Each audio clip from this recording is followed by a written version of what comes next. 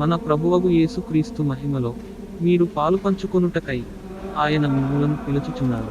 హల్లెలూయా హల్లెలూయా. పితా, పుత్ర, పవిత్రాత్మ నామములో మీకు శాంతి కలుగునుగాక. సెప్టెంబర్ 22వ తేదీ 2024 సంవత్సరం. సామాన్య కాల 25వ ఆదివారము. నన్ను మోదు వారికి నేను నా వీపును అప్పగించితిని. మొదటి పఠనము సొలొమోను జ్ఞాన గ్రంథము 2వ అధ్యాయము 17 నుండి 20 వచనములు. అతని పలుకులు యథార్థమేనేమో పరిశీలించుదము. అతని మరణము ఏ తీరున ఉండునో చూచెదము. నీతిమంతుడు దేవుని కుమారుడు అయిన ఎడల దేవుడతనిని రక్షించును. శత్రువుల బారి నుండి అతనిని కాపాడును.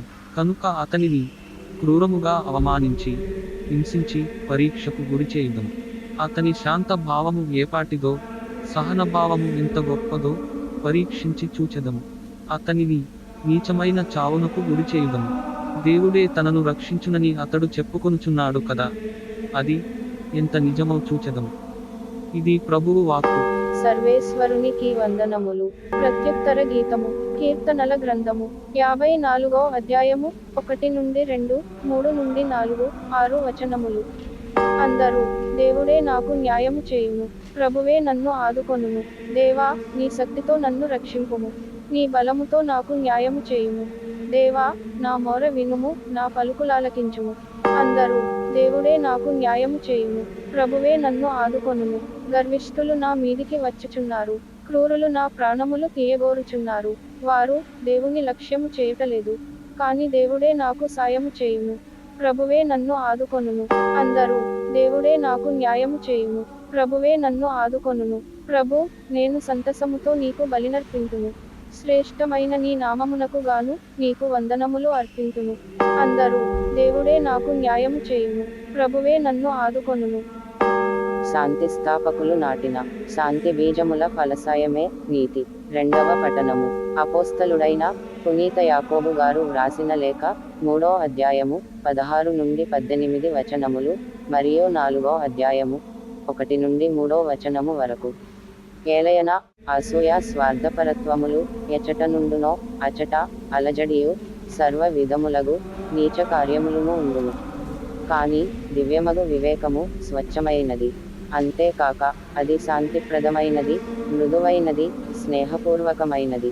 అది కనికరముతో నిండియుండి సత్కార్యప్రదమగును. అది పక్షపాతమునకును వంచనకును దూరమైనది.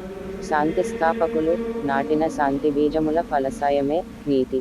మీ మధ్య ఇన్ని కలహములు వివాదములు ఎట్లు సంభవించుచున్నవి? మీ శరీరమున దాగియుండి సదా కలహించుచుండు వ్యామోహముల నుండియే గదా. మీరు ఆశించుచున్నారు, కానీ పొందుటలేదు, కనుక చంపుటకైనను సిద్ధపడుదురు. మీరు అసూయపడుదురు గాని పొందలేరు, కనుక మీరు కలహించుదురు, యుద్ధములు చేయుదురు.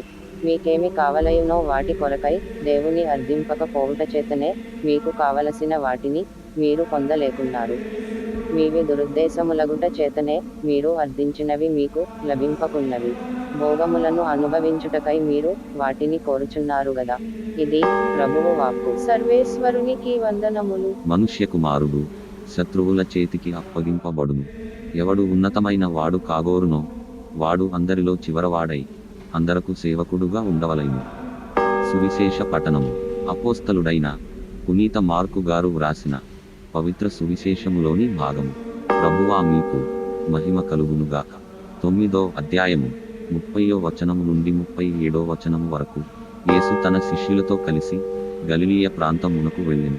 తాను ఎచ్చటనున్నది ఎవరికీ తెలియకూడదని ఆయన కోరిక. ఏలయన మనుష్య కుమారుడు శత్రువుల చేతికి అప్పగింపబడును, వారు చంపుదురు, కాని మరణించిన 3వ దినమున ఆయన పునరుత్థానుడగును అని యేసు తన శిష్యులకు బోధించుచుండెను.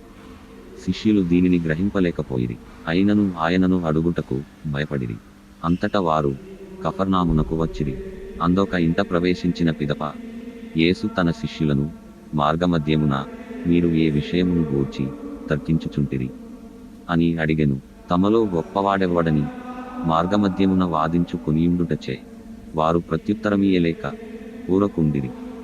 అప్పుడు యేసు కూర్చుండి 12 శిష్యులను చేరబిలిచి, ఎవడు మొదటివాడు కాగోరునో వాడు అందరిలో చివరివాడై అందరకు సేవకుడుగా ఉండవలయును అని పలికిను. మరియు ఆయన ఒక చిన్న బిడ్డను పిలిచి వారి మధ్య నుంచి వానిని ఎత్తి కౌగలించుకొని శిష్యులతో, ఇట్టి చిన్న బిడ్డలలో ఒకనిని నా పేరిట స్వీకరించువాడు నన్ను స్వీకరించిన వాడగును. నన్ను స్వీకరించినవాడు నన్ను కాదు, నన్ను పంపిన వానిని స్వీకరించుచున్నాడు అనెను. ఇది క్రీస్తు సువిశేషము. క్రీస్తువా, మీకు స్తుతి కలుగునుగాక. సువిశేష పఠనము ద్వారా మన పాపములు క్షమింపబడునుగాక. ఆమేన్. ప్రార్థించుదము. అడగండి మీకు వసగబడును, వెదకండి మీకు లభించును, తట్టండి మీకు తెరువబడును అని మందలించిన మా ప్రభువా, ఇదిగో మా విరిగి నలిగిన హృదయములతో మా పాపములను మన్నించి మాకు నిత్య జీవితం ప్రసాదించుమని ప్రాధేయపడుచున్నాము. మీ యందు విశ్వాసము విడనాడక వెలుగు మార్గములో పయనించి నీ మహిమలో పాలు పంచుకొను భాగ్యము మాకు ప్రసాదించండి తండ్రి. మా బిడ్డలను మీరెక్కల మాటున కాచి వారు మీ రాజ్య మహిమకు సాక్షులుగా జీవించే భాగ్యము ప్రసాదించండి తండ్రి. వ్యాధులు, బాధలు, కీడుల నుండి స్వస్థత ప్రసాదించి ఈ లోక సంబంధ బంధనాలను త్యజించి వెలుగు పుత్రులుగా జీవించు భాగ్యమును ప్రసాదించండి తండ్రి. మా ప్రభువును మీ కుమారుడును అయిన యేసుక్రీస్తు వారి దివ్యనామములో అడిగి వేడుకొనుచున్నాము తండ్రి. ఆమేన్. ప్రియ సహోదరీ సహోదరులారా, ఈ అనుదిన దివ్యగ్రంథ పఠనముల ద్వారా అభిషేకము పొంది మన నాథుడైన క్రీస్తులో జీవించు యోగ్యతను పునరుద్ధరించుకొనండి. వీడియో క్రింద సబ్స్క్రైబ్ బటన్ ఉంటుంది, నొక్కి సబ్స్క్రైబ్ చేయండి, షేర్ చేయండి. మీరు లైక్ చేయడం వల్ల ఇంకా ఎంతో మందికి ఈ వాక్యము పంపబడుతుంది. ఏవైనా సలహాలు, సూచనలు ఇవ్వదలచిన వారు కామెంట్ చేసి సహకరించండి. ప్రభువైన క్రీస్తుని ప్రేమ మీకు, మీ బిడ్డలకు తోడైయుండునుగాక. పితా, పుత్ర, పవిత్రాత్మ నామమున ఆమేన్. పరిశుద్ధ పరమ దివ్య సప్రసాదమునకు సదాకాలము ఆరాధన స్తుతియు స్తోత్రములు నమస్కారము కలుగునుగాక. పితా, పుత్ర, పవిత్రాత్మకు మహిమ కలుగునుగాక. ఆదిలో కలిగినట్లు ఇప్పుడును మరెప్పుడును